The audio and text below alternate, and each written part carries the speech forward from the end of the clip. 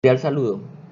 Somos estudiantes de la especialización en formulación y evaluación de proyectos, corte número 30 de la Universidad de la Amazonía. Estudiantes: Oscar Javier Tolosa, Camilo Pacheco Espina, Eduard Sánchez Cocomá y Andrés Felipe Sarmiento. El día de hoy vamos a hacer una evaluación financiera de proyectos de una empresa proyectada a 5 años, donde vamos a evaluar qué tan viable es la propuesta que tiene planteada. En orden de idea, la exposición va a ir guiada inicialmente por la presentación del sector al que pertenece la empresa. Segundo, la presentación de la empresa como tal. Tercero, un análisis financiero que le hacemos a la empresa. Cuarto, estados financieros proyectados, que es donde vamos a proyectar a 5 años la empresa. Y quinto, la evaluación financiera, donde vamos a determinar si es viable o no es viable la propuesta que tiene esta empresa. La actividad económica de la empresa pertenece a la sección C, que se denomina Industrias Manufactureras. Esa sección tiene un grupo. El grupo se denomina Fabricación de otros productos químicos. Dentro de esa sección y dentro de ese grupo hay un código SIU 2021 que se llama Fabricación de plaguicidas y otros productos químicos de uso agropecuario. ¿Cuáles son las principales características de este sector industrial? Inicialmente, transformar materias primas en productos terminados, o que pueden servir para uso de otras industrias como insumos para la ejecución de sus productos. Dentro de esta industria también se cataloga, digamos, pequeñas empresas donde su uso es en menor grado, pero que también tiene una transformación de una materia prima. Nos referimos en este momento, digamos, a una panadería que transforma harinas en panes para el consumo de la población, o digamos la sastrería, donde cogen las telas y las transforman en ropas para el uso de la población. Así pues, ¿de dónde provienen estas materias primas? Inicialmente de la pesca, la ganadería, la agricultura, la minería y el aprovechamiento de la tala de árboles para el aprovechamiento de madera. Esos son los insumos inicialmente que utilizan la industria para transformarlos en productos terminados o productos que pueden servir de uso para otras industrias. A este sector pertenecen 15 empresas, las cuales se denominan Agricense Ltda, Agrocol Agropecuaria Colombiana Ltda, Agroinca, Agroquímicos Arroceros de Colombia, que es la empresa que hemos tomado para esta exposición, y entre otras. Ahí están las 15 empresas. A estas 15 empresas he decidido hacerle un análisis de ingresos para determinar cuáles fueron las 3 empresas que tuvieron mayor ingresos al 31 de diciembre de 2015. Inicialmente podemos ver que la que mayor ingreso tuvo fue Agroquímicos Arroceros de Colombia, en segundo puesto Consorcio Agroquímico y en tercer puesto Efitec. Este ingreso vamos a hacerle un análisis de ganancias y pérdidas y podemos evidenciar que en primer puesto en cuestión de ganancias lo sostuvo el Consorcio Agroquímico Andino con el 70.1%, y en segundo puesto en cuestión de ganancias la tuvo Agroquímicos Arroceros de Colombia. En un contraste, en cuestión de pérdidas, podemos ver que Ecoflora tuvo menos el 93% de ingresos, es decir, tuvo el menos 93%, lo que requiere una pérdida en sus ingresos, en sus manejos, en sus flujos de caja, y todo esto. Así pues, estas 15 industrias, estas 15 fábricas están, están ubicadas en el país, geográficamente 9 en Cundinamarca, 3 en el Valle, 2 en el Tolima y una en Antioquia. La empresa que hemos decidido hacerle el estudio está ubicada en el Tolima. Bueno, muchas gracias compañero Camilo Pacheco por su valioso aporte. Muy buenos días para toda nuestra estimada audiencia. Mucho gusto. Quienes hablan en estos momentos es Oscar Javier Tolosa Yepes y les hablaré sobre la compañía de arroceros de Colombia, mejor conocida en el mercado agropecuario como Agros. ¿Quién es Agros? Es una organización de servicios de manufactura de insumos agrícolas y pecuarios.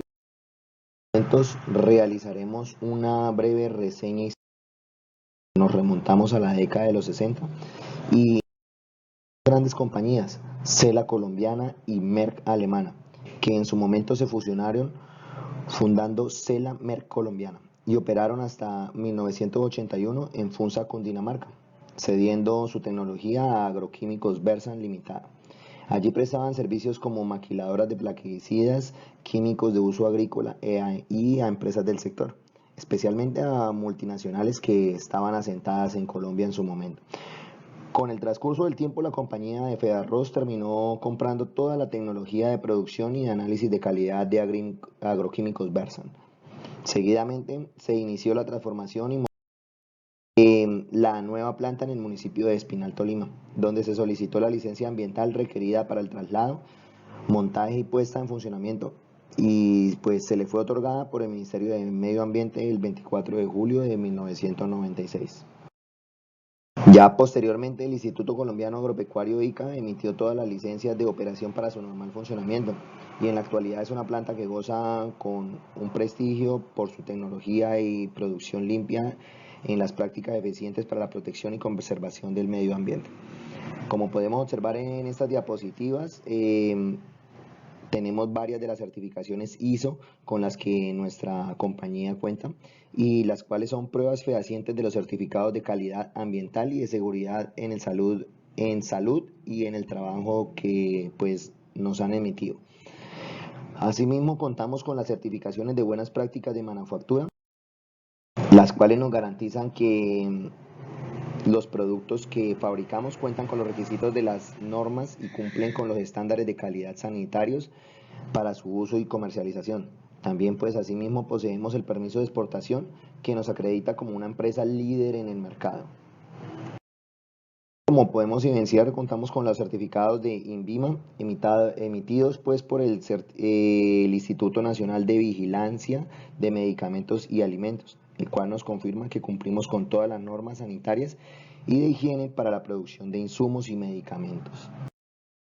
Ya dentro de nuestra compañía, pues dentro del organigrama tenemos como tal la parte de la misión, que pues es muy afín a la parte de Fedearroz, donde la federación tiene como objeto la defensa y representación de los agricultores a nivel nacional y tiene trazado dentro de sus objetivos promover el desarrollo tecnológico, buscando pues asimismo la eficiencia económica y ser más competitivo en el. Ya una visión como tal que es la parte futurista, que es el fortalecimiento del sector, generando un mayor desarrollo económico para todas las regiones que nos rodean y asimismo generar una más eficiencia y mejor calidad en la parte de cultivos en el país. como toda empresa, pues tenemos la parte de los objetivos que pues nos basamos en la parte de aumentar la satisfacción al cliente, el fortalecimiento de las competencias de nuestros trabajadores, proteger obviamente como todo el medio ambiente y asimismo eliminar todos esos riesgos y prevenir todos esos accidentes laborales y enfermedades que pueda conllevar a lo mismo.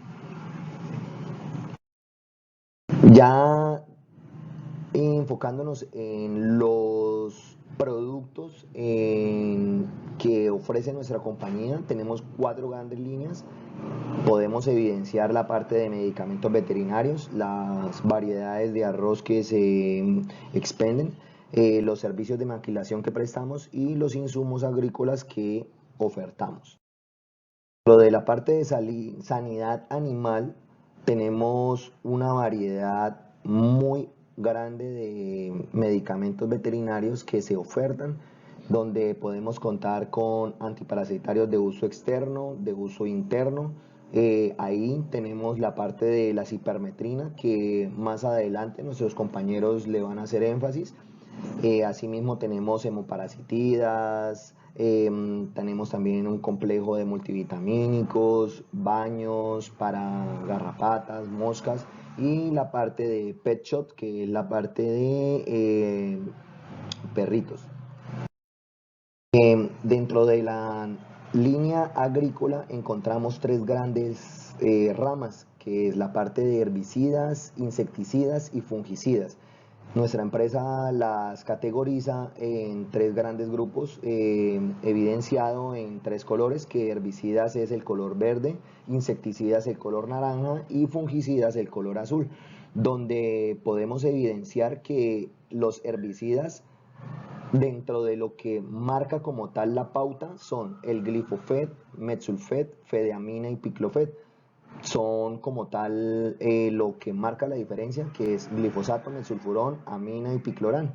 En insecticidas tenemos Abafet, Fiprofet, Deltafet y Agridor, que en su momento como tal son abamectinas, fiproniles, deltamectinas y agrinomectinas.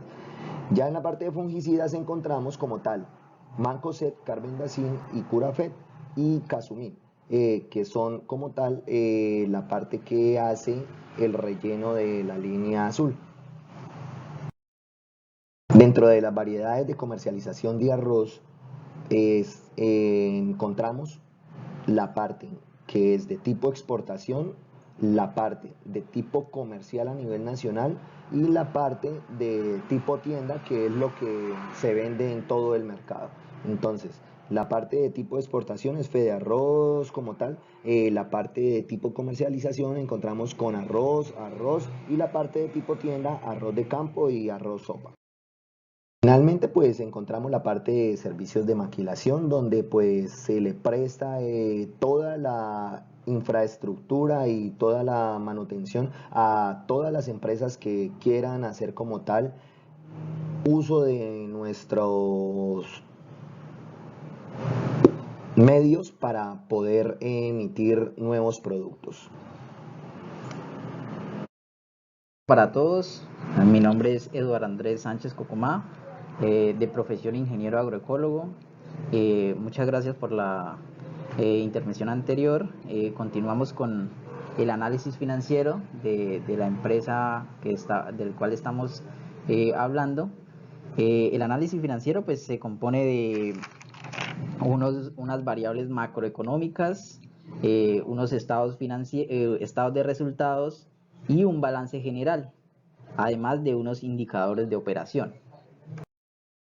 Dentro de las variables macroeconómicas, o que son las mismas variables agregadas, que son un tipo de variables económicas que reflejan el comportamiento de un fenómeno macroeconómico. En este sentido, para el análisis financiero se tomaron las siguientes variables, que fue, como se ve en la tabla, ¿sí? Fue el IPC, el IPP, la TRM, el PIB y el DTF, ¿sí?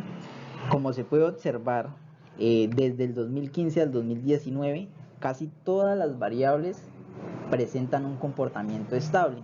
Sin embargo, hay dos variables que tienen una variación o que presentan una variación, ¿sí? Más notable, que en este caso es el IPC con un 6.70, el IPC para el año 2015 con un 6.77% y para el año 2019 con un 3.80%, ¿sí? Casi se reduce a la mitad. Y la otra variable que presenta una variación un poco más notable es la TRM o la tasa representativa del mercado, que en este caso para el año 2015 fue de un 32%, mientras que para el año 2019 o el año 5 fue de un 1%. Toda esta información pues fue extraída de la fuente del DANE, del Banco Mundial, ¿sí? Los estados de resultados, ¿sí? Esto se realizó de modo representativo a cualquier entidad, ¿sí?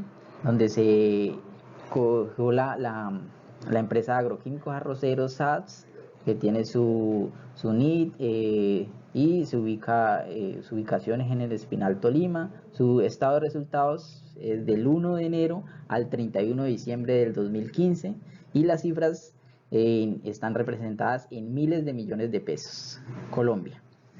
Entonces a este también se le realizó un análisis vertical, digamos a los estados de resultados se le hizo un análisis vertical y aquí también se analizaron dos indicadores, que fue el indicador de rentabilidad operacional y rentabilidad neta, ¿sí? Entonces, en este caso, pues se tienen unos ingresos operacionales de 17.878.134.000 y a esto pues se le resta, que ese es el 100%, en el análisis vertical pues equivale al 100%, ¿sí? A este se le restan los costos y genera una utilidad bruta de 6.602.088.000, que equivale a un 37%. Esto quiere decir que del 100%, el 37% es la utilidad neta. Y así sucesivamente pues se restan los gastos generando una utilidad operacional. Posteriormente pues se suman unos ingresos operacionales, se restan unos gastos operacionales y nos genera una utilidad antes de impuesto. De esta se resta el impuesto de renta y complementarios, generando pues ya una utilidad neta o las ganancias, ¿sí? En este caso pues analizando los dos indicadores, donde se calcularon el índice de rentabilidad operacional, pues que de este se calcula la utilidad operacional dividido los ingresos por 100 para obtener el porcentaje, que en este caso nos indica que el 18%, ¿sí?, de la rentabilidad operacional, ese 18% que equivale a un 36 a 3.153.998.000 de ese 100%, de esos 17.000 millones. Esto quiere decir que del 100% de los ingresos operacionales, el 18% pues es la rentabilidad, como lo mencionaba anteriormente, ¿sí? Eso después de descontado los costos y los gastos. Y por último, pues nos genera también una rentabilidad neta, que en este caso se toma la utilidad neta o las ganancias dividido los ingresos operacionales, dando como resultado un 3%, ¿sí?, en la operación de la empresa. Esta rentabilidad neta, pues quiere decir que de ese 100% de esos 17.000 millones, el 3% que equivale a 489.989.000 es lo que ya le queda a los socios, que ya ahí ellos pues deciden si se lo distribuyen o bueno. El balance general, entonces a este balance general pues también se le realizó el análisis vertical, ¿sí?, donde muestra las proporciones en cada uno de los porcentajes, donde el 100% pues es el total activo, ¿no?, que ese corresponde a 28.824.584.000, que equivale al 100%, ¿sí? De eso se puede observar que el total activo corriente pues equivale a un 25,58% y y el total activo no corriente, que equivale a un 74,42%, ¿sí? Aquí podemos analizar un indicador que es la razón corriente, ¿sí? Que en este caso se sostiene del activo corriente dividido el pasivo corriente. ¿Listo? Esto significa, este índice indica la capacidad con la que cuenta actualmente o en su momento la empresa Agros, la empresa Agroquímicos Arroceros de Colombia, para responder a las obligaciones financieras a corto plazo y demostrar la capacidad que tiene esta empresa para generar unos flujos de efectivo, permitiéndonos evaluar financieramente la capacidad de pago de la compañía. En conclusión, este indicador determina cuántos de los activos corrientes son necesarios para responder a los pasivos corrientes. En este caso, siendo entonces, haciendo la operación, encontramos que la empresa Agros S.A. obtuvo un 1.7%. Esto significa que por cada peso del pasivo se cuenta con 1.7 pesos para cubrir, digamos, las deudas. Como en el balance general, pues su estructura son activos, pasivos y patrimonio, ¿sí? Dentro de los pasivos y patrimonio, pues del análisis vertical, pues se toma un 100%, que es el total del pasivo más patrimonio, ¿sí? La suma de esos dos es el 100%, que en este caso, pues equivale a 28.824.584, ¿sí? Como aquí se puede analizar, bueno, aquí el análisis vertical nos muestra la proporción, digamos, de cada uno. Como se puede observar, el total pasivo es de un 26%, ¿sí?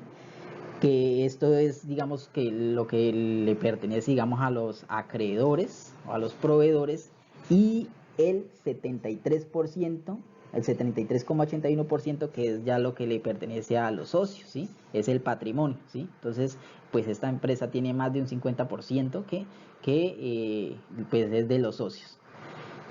Aquí se realizó un análisis de la prueba ácida, ¿sí? Y también se hizo un análisis del nivel de endeudamiento, ¿sí? En este caso, para la prueba ácida, ¿sí? Que esta corresponde a un indicador de liquidez, ¿sí? De la capacidad de pago existente que tiene Agros, ¿sí?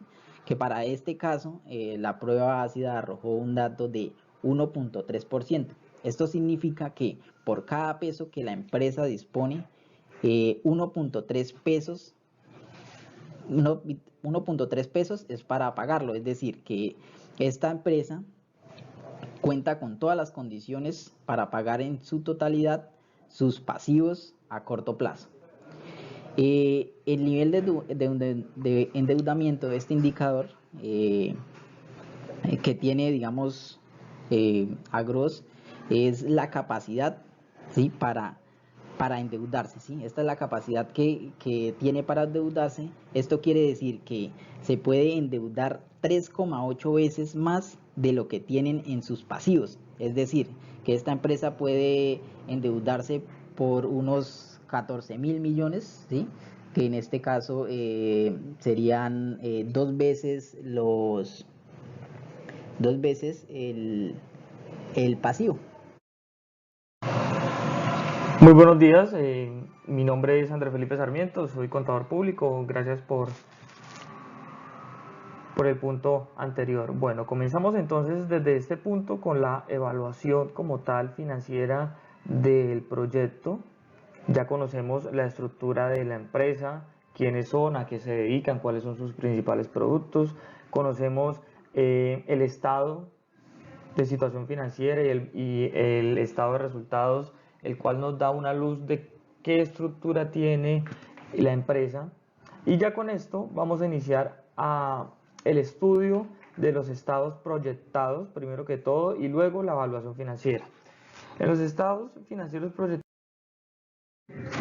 que el flujo de caja para los siguientes 5 años de esta entidad es siempre en positivo, lo cual nos genera una cierta tranquilidad en cuanto a que el efectivo inicial, que es con el cual se termina en el año 2015, en el año cero, con una inversión inicial de 15.140 millones de pesos, la cual va distribuido con capital propio y capital con recursos en préstamos, miramos que siempre el efectivo va a ir incrementando de acuerdo a las variables macroeconómicas, las cuales ya tenemos proyectadas. Vemos también que el aumento en el flujo de caja operativo es importante. Estamos hablando de 4.250, 4.700. Los flujos de inversión, al ser una inversión tan grande, siempre se van a ver en negativos. El flujo de financiación también, digamos, en los 5 años está proyectado para pagar el préstamo de 4.900 millones. Y el flujo de caja neto, que es el cual nosotros, digamos, evaluamos, viendo con un incremento importante, sabiendo de que la empresa es una empresa que la estructura económica está bien diferencial en cuanto a sus activos corrientes y no corrientes, teniendo gran capacidad de pago, gran capacidad de endeudamiento también por su bajo nivel de pasivos. En el estado de resultados proyectados vemos la misma tendencia, con un ingreso de ventas superior a los 17.800 millones, teniendo un incremento amarrado a las centrales, a lo que nosotros estamos viendo como las variables macroeconómicas, en este caso con la variación del PIB, que es lo que tomamos como referencia, y vemos un incremento importante. Pero más importante aún es que todas las variables de este estado de resultados proyectados que nos genera en estos 5 años son positivas. La utilidad neta de los 5 años va a variar y va a ser compensada de una forma, digamos, bien amplia entre un año y otro, lo cual genera gran tranquilidad para la empresa. ¿Por qué? Porque al generar esa utilidad, los empresarios pueden tomar muchas decisiones de acuerdo a cómo se viene trabajando la empresa. Es importante saber de que es una empresa que lleva bastante tiempo, es en un producto que en nuestro país generalmente es muy utilizado, que son los insumos agrícolas. Por ende, el nivel de crecimiento y de expansión puede ser muy amplio. Los indicadores financieros proyectados que nosotros tomamos para el análisis fueron los siguientes: los indicadores de liquidez o razón corriente, el cual para el año 1 es del 1.8. ¿Pero qué quiere decir este 1.8? El 1.8 quiere decir que por cada peso que se adeude, que la empresa tenga con un acreedor, la empresa cuenta con 1.8 pesos para soportar esa deuda. En este caso, solamente con sus activos corrientes en su totalidad. Pero a diferencia de la prueba ácida, que es el segundo indicador, la prueba ácida genera un poco más de razón en este indicador. ¿Por qué? Porque tomamos los activos corrientes y le disminuimos los inventarios, lo cual genera una variación no muy amplia, pero sí de un punto, una décima porcentual, que dice exactamente lo mismo, que la empresa por cada peso que adeude tiene 1.79 para sustentarla o soportarla con sus activos corrientes, en este caso solamente efectivo y bancos. De ahí, y tenemos 3 indicadores que están en color amarillo, los cuales van a ser motivo de estudio, puesto que estos 3 los tomamos como los indicadores operacionales de funcionamiento. ¿Para qué se usan esos indicadores? Como vemos, es la rotación de cartera en días, rotación de inventario en días y rotación de proveedores. Sabemos que toda empresa puede apalancarse de acuerdo a su capacidad que tenga de rotar todos estos 3 indicadores: cada cuánto le pagan, cada cuánto puede pagar a proveedores y cuánto cada día rota su inventario, porque de este va a depender el flujo de efectivo que tenga la empresa. En este caso, el indicador de cartera nos genera en el estudio sectorial que el promedio del sector de la rotación de cartera es de 42 días. ¿Y esto qué significa? Que la empresa cada 42 días está retornando los ingresos por deudas o por personas que nos debían a nosotros cada 42 días. Que esto es un rango bastante bueno, teniendo en cuenta que hay empresas que pueden manejar unos indicadores de rotación de cartera superiores a los 50-60 días. Estamos hablando de casi 2 meses. Pero nosotros tenemos un mes, casi un mes y medio para rotar esa cartera. La rotación de inventario es aún mejor. Por ser productos masivos y de gran rotación, este sector de la economía maneja un indicador promedio de 3 días, lo que genera una alta rotación de inventarios. Por ende, estas empresas deben de estar produciendo los 360 días del año porque su rotación es demasiado corta. En este caso son 3 días para el sector. Importantísimo eso. Y por último, la rotación de proveedor, que son 10 días. ¿Por qué la rotación de proveedores son 10 días? Porque es que es un sector el cual, al moverse con el sector agropecuario, pues sus productos son perecederos.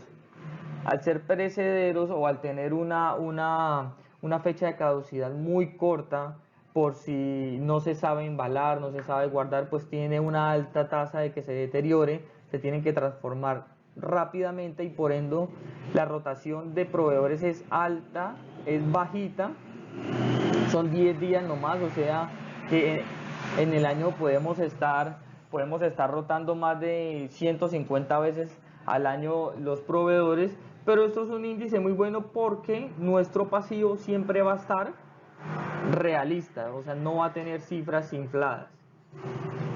Seguimos también con el nivel de endeudamiento total, que este nivel de endeudamiento lo que nos dice es qué capacidad de endeudamiento tiene la empresa. En estos momentos está en un 30%. Para lo financiero, entidades públicas, entidades financieras, se dice que una empresa no debe por funcionamiento estar endeudada más de un 70%. Es decir, que esta empresa tiene un 40% de gabela para decir, quiero adquirir un préstamo, no quiero tocar el patrimonio de mis socios, sino que sencillamente me voy a apalancar con bancos a unas muy buenas tasas. De ahí seguimos ya con los indicadores que nos representa el estado de resultados, que es el EBITDA de gastos financieros, que está en el 6.58, que es muy bajo. Tenemos una rentabilidad operacional, importante a esto. La rentabilidad operacional, estamos hablando de un 33% para el año 1. ¿Esto qué genera? Que después de todas las deducciones operacionales, gastos y costos, la empresa genera un 33% de utilidad o de rentabilidad, lo cual genera un gran margen para que se descuenten los otros ingresos, los otros gastos, sí, para que sumen los otros ingresos y se resten los otros gastos y quede una gran proporción para que se descuenten los impuestos y se pueda repartir a los socios como rentabilidad final. Tenemos también la rentabilidad neta, que es de un 8%, que es importante analizar la renta operacional y la rentabilidad neta, claro que sí, porque de la rentabilidad operacional va a depender cuánto va a ser nuestra utilidad, rentabilidad neta. En este caso vemos que varía más de un 22%, que es lo que toma lo que es impuestos, lo que son otros gastos financieros, y por eso es importante que la rentabilidad operacional, entre más grande, mucho mejor, porque así mismo va a quedar renta neta para repartir a los socios. Por último, la rentabilidad del patrimonio y la rentabilidad del activo, que lo suponemos hacia los ingresos obtenidos. Por último, vamos a hacer la evaluación financiera. ¿En qué va a constar la evaluación financiera? Principalmente en 3 grandes grupos. Primero, vamos a mirar cómo los flujos de caja y de rentabilidad se vieron expresados en los 5 años con sus diferentes resultados. El segundo, vamos a tocar los indicadores de criterio o de decisión, que fueron los que nosotros identificamos como más impactantes y más relevantes al tomar una decisión si es viable o no este proyecto que se viene analizando y que se viene evaluando. Y por último, generaremos una sensibilidad de todo el proceso de evaluación, de acuerdo a unas variables específicas. Inicialmente, entonces, vamos a tocar el flujo de caja de rentabilidad y de rentabilidad. Estos flujos de caja, como todos podemos ver, son extraídos de los proyectados, del flujo de caja proyectado. Pero ¿por qué son importantes estos? Porque cada uno de estos flujos representa una parte de la operación, del proyecto. Los flujos de operación únicamente nos van a representar cuánto va a ser el capital que va a restar o a quedar después de generar nuestra operación normal de la empresa. Eso es importante, ¿por qué? Porque de este capital se va a depender si operativamente funciona o no este proyecto. El flujo de inversión nos va a decir cuánto vamos a recuperar y cómo lo vamos a hacer durante el periodo estudiado. El flujo de financiación, como lo dice su palabra, es cómo vamos durante los 5 años a amortizar la deuda que adquirimos con el tercero, con el banco, sea privado o sea público, cómo lo vamos a amortizar en los 5 años. El flujo de caja para la evaluación, pues vamos a ver durante los 5 años cómo se va a comportar con todas esas deducciones, con todos esas deducciones de amortización, de pagar la deuda y cuánto de ellos piden los socios por invertir ese dinero, reinvertirlo y capitalizarlo en la sociedad. Tenemos una tasa de descuento que es del 18%. ¿Y por qué es del 18%? Analizando la rentabilidad que tiene el sector, que tiene el bajo margen de rentabilidad neta que tiene esta industria. ¿Por qué? Porque esta industria es de una alta rotación y por ende es una industria masiva, la cual se gana es por cantidad producida. Un margen de rentabilidad del 18, que es comparado a un mensual es del 1.5, es un margen muy coherente, el cual va de acuerdo a las políticas de la organización y se puede, es realista a la actualidad económica del país. Y ya el flujo de caja descontado es ya habiendo descontado todo este tipo de deducciones, teniendo en cuenta cuánto es la tasa de descuento utilizada para el capital propio y todo lo que se quiere, es lo que realmente queda del proyecto. Importante resaltar que todos estos datos de flujo de caja y de rentabilidades son positivos. Por ende, este proyecto, sin haberle hecho los de criterio, ya podemos evidenciar que es un proyecto muy atractivo y que verdaderamente va a ser un proyecto muy viable. En nuestra gráfica tratamos de exponer que los flujos de caja y los flujos de inversión, los vemos que son como los constantes, ¿sí? Pero los flujos de caja siempre van por arriba con una tendencia un poquito decreciente por las deducciones que se practican, siendo estos muy por encima de las de inversión. Como segundo punto, vamos a tocar los criterios de decisión. En este caso, se tomaron 6 en cuenta, que va a ser la tasa mínima de descuento aspirada por el emprendedor, en este caso la empresa, inversionistas o en este caso los socios, la TIR, la tasa interna de retorno, el valor actual neto, el periodo de recuperación de la inversión, importantísimo esto, la TIR verdadera y el valor periodo uniforme equivalente. En la tasa mínima de rendimiento encontramos que fue un 18%, la tasa que nosotros identificamos como la más acertada a la realidad, que eso convertida a mensualmente genera una tasa mínima de rendimiento para los socios del 1.5 mensual, es decir, que ellos aspiran a tener mínimo esa rentabilidad en el periodo de evaluación. La tasa interna de retorno es del 24.4. Es muy superior a lo que se espera en un proyecto apretado, en un proyecto mucho más digamos, poco atractivo. Este es un proyecto bastante atractivo con una TIR por encima de 0 de 24.4% y con un valor actual neto de 2.400 millones. Es decir, que tiene una gran gabela este proyecto con diferentes variables que por la variación de ese pues va a tener una sensibilidad casi nula en los principales indicadores. Tiene un periodo de recuperación de 2.05 años, es decir que en 2 años los socios ya pueden estar recuperando el capital invertido y seguir trabajando de forma holgada con todo lo que tiene que ver con su proyecto, con su nivel de ventas incrementando prácticamente en un 2-3% de forma anual. Por último, vemos que la TIR verdadera, que supone la tasa de inversión de los flujos diferentes, es del 21.5. Vemos una variación de 3 puntos con la TIR normal.